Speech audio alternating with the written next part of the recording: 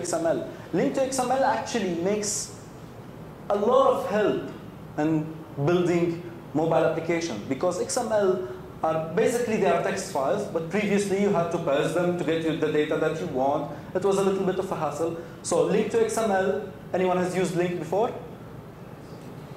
Okay, so link is basically something that makes your life easier as a developer. So I'm going to show you how now. Okay, before we start, I want to show you the slide that I have from the current slide.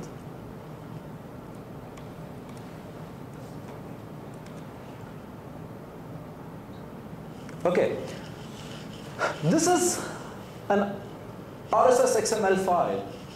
I just want to show you how the feed is structured, how the XML file is structured. You have the feed information, and actually the feed information, just to provide you the name of the feed, what is the URL or the link, you'll have a date and time of the last time that it got updated. And these actually are the items that we are interested in. These are the feed items. So what we need to do is to access the feed items and get the information from it, then display it to the user. It is fairly very simple, thanks to link to XML. So when you start a new project, you will get something that's like this. I'm sorry because I don't have enough space.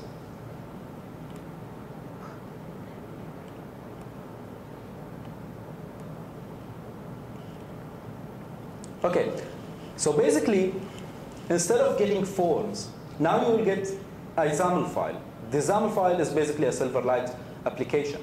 So what we are going to do is we are going to build a Silverlight application that retrieves the data from the internet, retrieves the XML file from the internet, and then parse it and show the results. It's very simple. Of course, we will always have the toolbox to drag and drop controls. I'm going to add a button.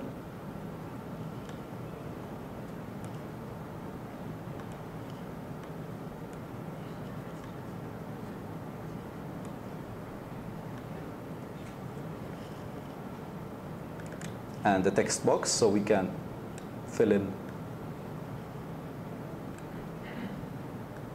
our feed URL. And then simply I'm going to add a list box.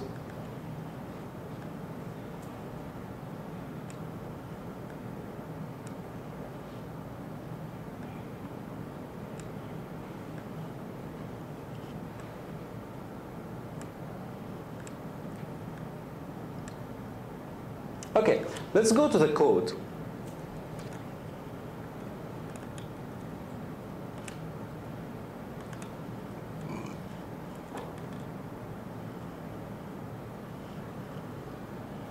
So what we need to retrieve the data from the internet or our XML file that we are going to parse is that we need a web client. Web client is a simple class. Once you create an instance of it, you can access any file or any document on the internet and download it to your phone or emulator, and then we can do whatever we want. So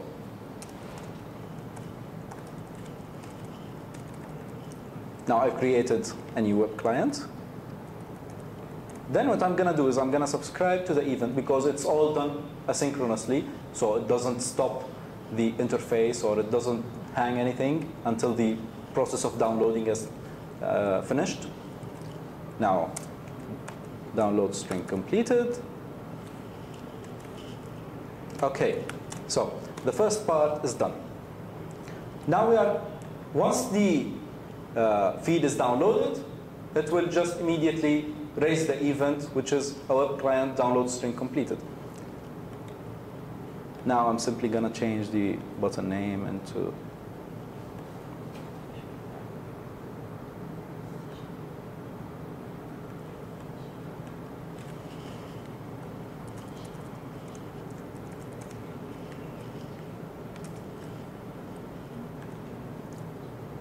And I'm going to clear the text box.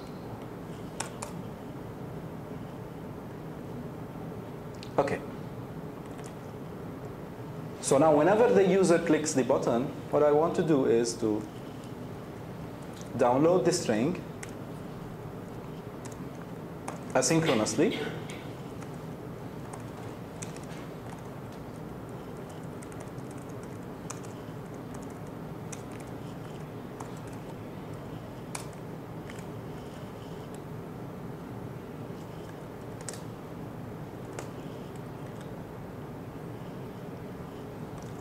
OK. Now comes the link to XML that we want to use. Link to XML actually allows us to parse the XML files in an easy way, because now we have a pattern. And what I want to do is to fill everything that's from the XML file into predefined classes that I created. So what I'm going to do is I'm going to create a class for the RSS feed. Let's call it an RSS item class.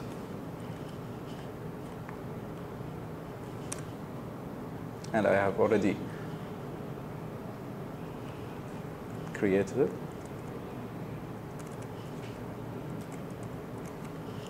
Which basically is two properties, which are string, the RSS title, the title of the news that we are going to retrieve, and the message, the body or the part of the body that the RSS feed is publishing. And then here we have to do the magic.